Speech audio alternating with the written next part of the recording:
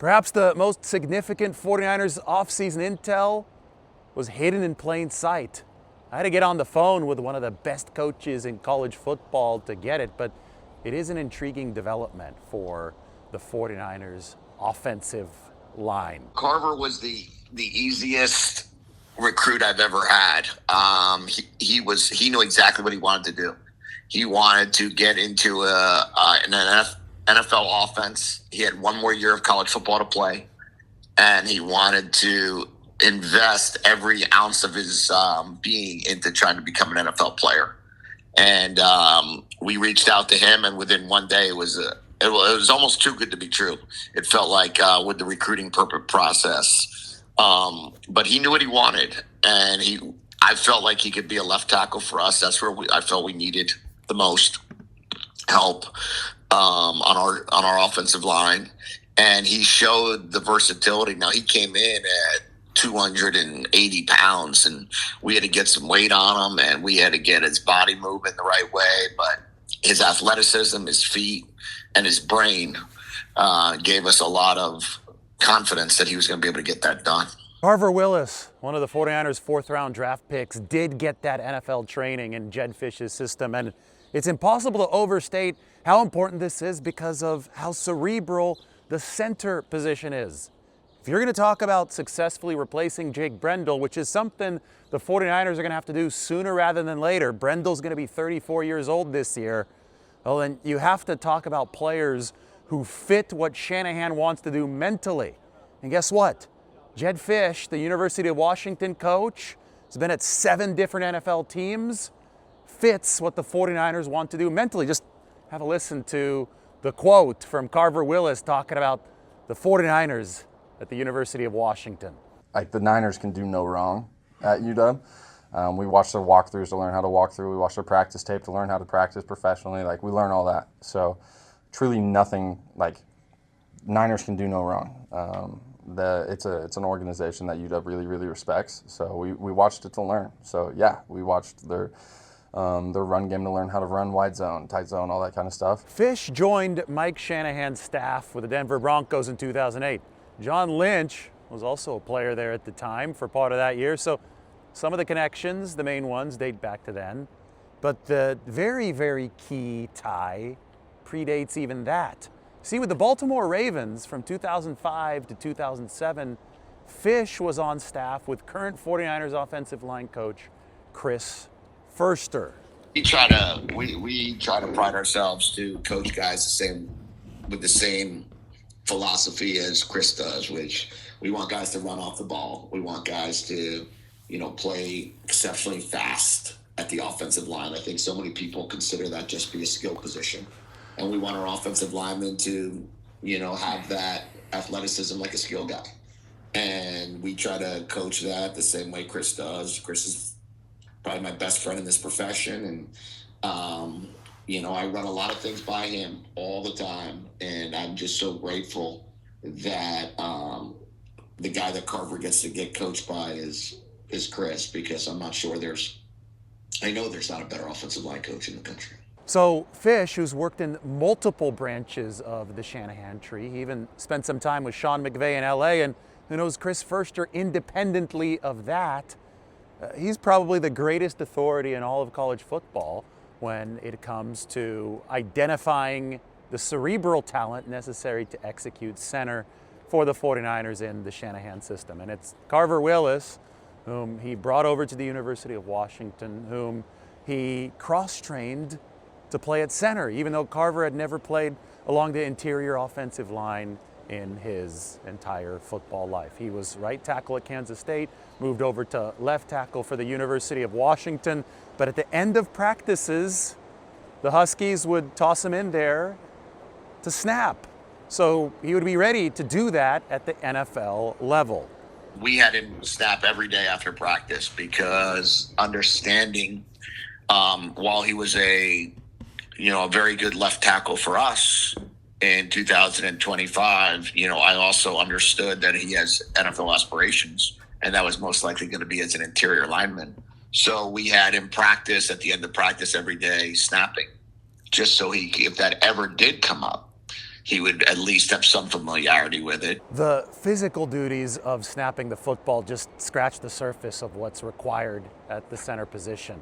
And that's why the cerebral tie here, the immersion in a Shanahan-style playbook is so beneficial when it comes to scouting and identifying who can potentially take over at center. Now, Carver Willis is going to start at the left guard competition for the 49ers, and he's not going to be given that job for San Francisco. I would even say that Robert Jones, the free agent the 49ers signed previously with the Dolphins and the Cowboys, might be more of a favorite to take that role in this first year.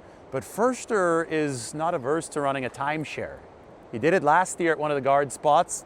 Maybe he'll do it this year to get Carver Willis some early experience and ultimately his feet wet so that he can potentially even compete at the center position moving forward beyond 2026. Look what we've hit here. The first sun. You can actually see the sun coming in over the buildings. That's Newtown in Prague, and sunrise over Charles Bridge is definitely one of the more iconic sights you can get anywhere in the world. So I don't know if there's a better spot to talk about the bridge to the future of the 49ers offensive line, the bridge to the future of that important center position. Now, Jedd Fisch did not only coach Carver Willis. In fact, programs coached by Fisch, that's the University of Arizona previously and now Washington, and Curt Cignetti's Indiana Hoosiers, the 49ers have built their two strongest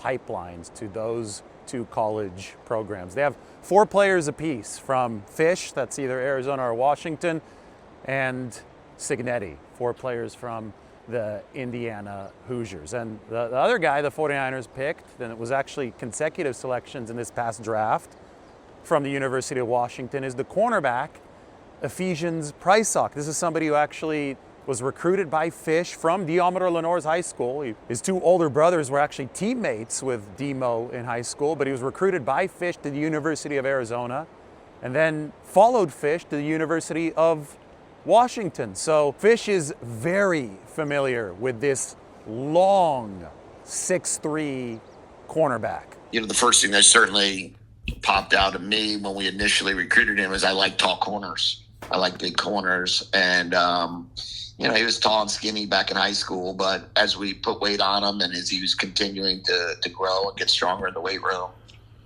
he's just hard to throw over and he's hard to throw around. And I believe that initially he was more of a cover corner, and then I felt like this past season was his best year at tackling, was his best year at being physical, was his best year at pass breakups. I think that if you like turning on his film from year 1 to year 4, the one that stands out to me the most is his willingness to get a guy down quickly and the physicality of his tackling. I think that's probably what people notice the most on his film. Not a lot of missed tackles, fast. I think he ran 4.46 at the combine at 6'3.5". Wonderful kid, incredible person, great family. Biased towards him because, you know, known him since he was 17 and, you know, walked out of here with a degree and walked out of here with, you know, a lot of starts under his belt. So I think he's going to be somebody that can play multiple positions.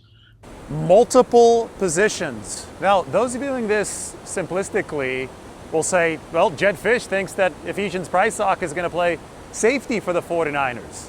I don't think that it's that cut and dry. I think that San Francisco is moving to a more multiple back 7 behind their new defensive coordinator, Raheem Morris. I think that Jedd Fisch has been apprised of the changes that the 49ers are making since Washington and his program is a direct feeder to San Francisco. And I think that we've gotten strong hints already that the 49ers want to take specialty positions in their secondary, such as the big nickel spot, and insert cornerback-based talent there instead of what they had used previously, which had been safety-based talent. For example, big nickel, huge for combating some of these larger personnel packages in the NFL now that we're seeing from all these offenses.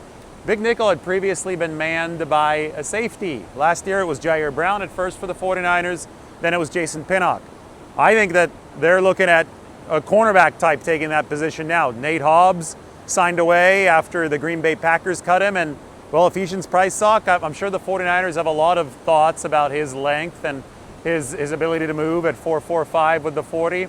I think he could be not necessarily a candidate only for the big nickel spot, but for a Raheem Morris roving setup in the secondary. His length, his height, obviously he's going to be able to press. Obviously they're going to look at him on the outside, but there could be a lot more that the 49ers have in store for Ephesians Prysock, and that is why Jedd Fisch said he can play multiple positions at the next level. It is a special, long, unique skill set, and it is a special connection for the 49ers with Fisch at the University of Washington. Two players drafted back-to-back in Willis and Ephesians Prysock who can fit that 49ers mold, fit specifically what they're doing, whether it's the DB, Ephesians Prysock, fitting into Raheem Morris's evolving 49ers defense, or if it's Carver Willis ultimately taking over that center position, or at the very least being a force for the 49ers at guard. Shanahan's team knows that it has two players who have performed within the parameters of their system, and in the crapshoot of the NFL draft, in the process of building a roster at the margins for the future, connections like the one that the 49ers have with Jedd Fisch is invaluable. And as we go around different cities in this world, I do find it ironic, the city connection here, right? University of Washington is in Seattle. It's where the 49ers' biggest rivals are, but that also happens to be where the 49ers' pipeline of talent seems to flow the strongest from the college ranks.